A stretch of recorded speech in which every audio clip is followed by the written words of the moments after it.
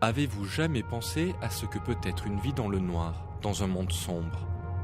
Quelque part où il n'y aurait pas de couleur et où tout serait noir ou gris. Une vie pareille devrait incontestablement être un calvaire insupportable pour l'être humain.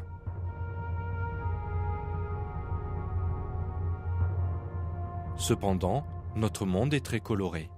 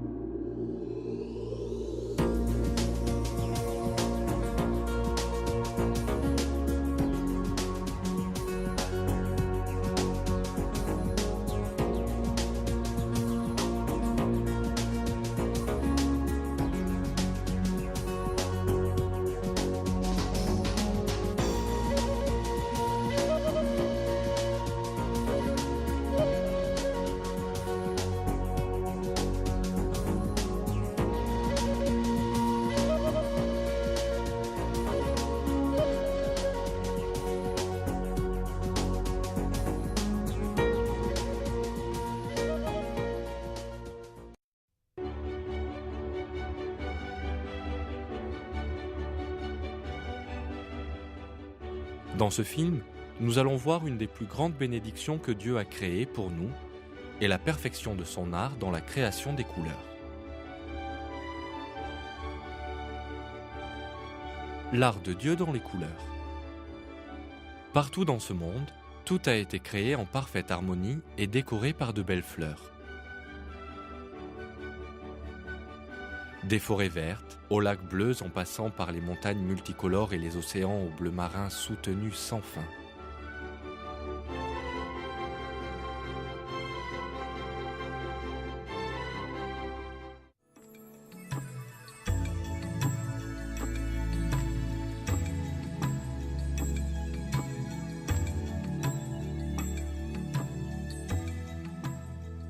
Maintenant, voyons un peu comment les couleurs, un des plus grands miracles de la création, ont vu le jour.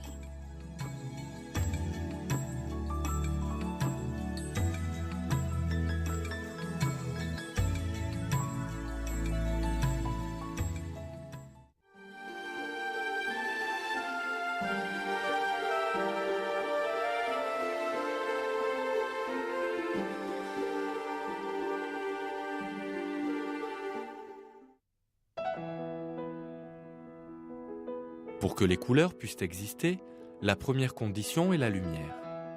Or, la seule lumière qui atteint la terre nous vient du soleil. Dans le Coran, Dieu attire notre attention sur le soleil et sa lumière en ces mots. Par le soleil et par sa clarté matinale.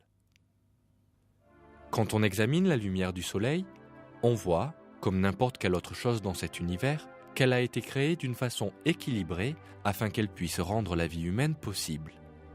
Les étoiles et les autres sources de lumière dans l'univers émettent différents rayons lumineux qui peuvent être classés par rapport à la longueur et à la fréquence de leurs ondes. L'étendue complète des radiations dans l'univers, connue sous le nom de champ électromagnétique, a une largeur telle que la longueur d'onde la plus longue est 10 puissance 25 fois plus large que la plus courte longueur d'onde. L'énergie électromagnétique émise par notre Soleil est réduite à une section très étroite de ce champ.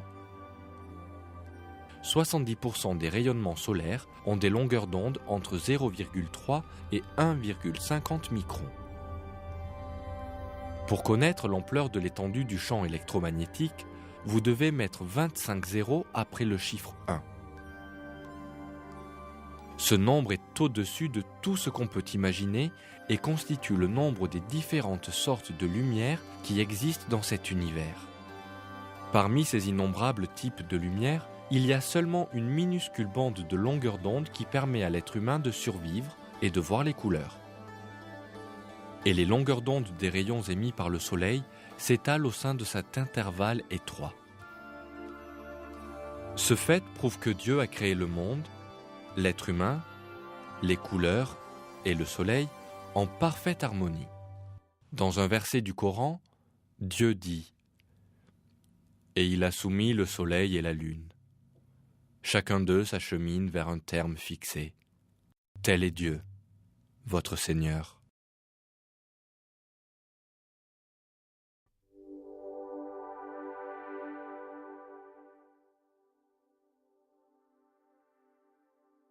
Les rayons dans l'air juste au-dessus et juste au-dessous de la lumière visible arrivent à la Terre en tant que rayons infrarouges et ultraviolets. Les rayons infrarouges émettent des rayons qui rendent le monde propice à la vie des êtres vivants. Quant aux rayons ultraviolets, seuls quelques-uns arrivent à passer à travers l'atmosphère, c'est-à-dire juste ce qu'il faut pour fournir l'énergie nécessaire aux êtres vivants. Pas plus, pas moins. Certains rayons solaires sont dangereux pour les êtres vivants.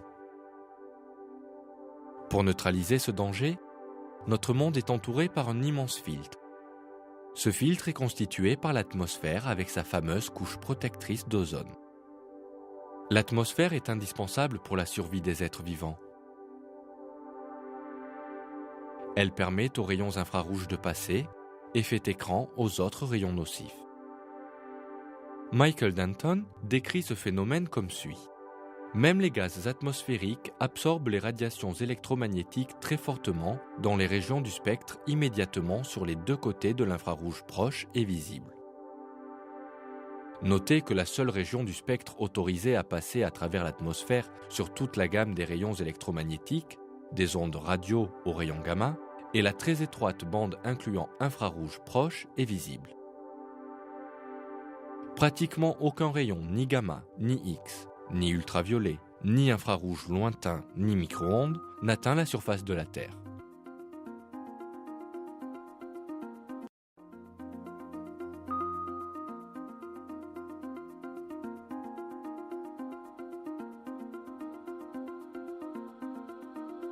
La lumière atteint la Terre après avoir traversé l'atmosphère à la vitesse incroyable de 300 000 km par seconde. Quand elle frappe les objets matériels, elle se scinde en longueurs d'onde qui produisent les couleurs. C'est ainsi que les corps réfléchissent leurs couleurs. Les molécules qui produisent cette réflexion sont les pigments. Par exemple, la couleur d'une pomme verte est due aux molécules de pigments qui constituent la pomme. Seul le vert est réfléchi parmi tous les rayons qui frappent ces pigments, alors que les autres couleurs sont absorbées. Comme la lumière verte est réfléchie, nous voyons que la pomme est verte. Après ce stade, les rayons réfléchis par les objets doivent atteindre nos yeux pour être perçus comme des couleurs.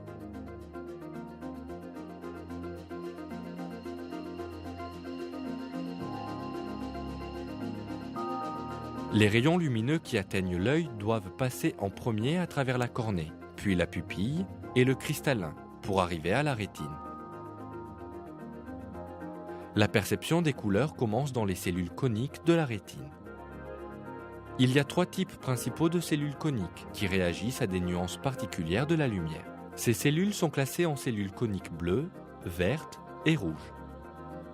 Les cellules coniques convertissent les bribes d'information de la couleur en un flux nerveux selon les pigments qu'elles contiennent.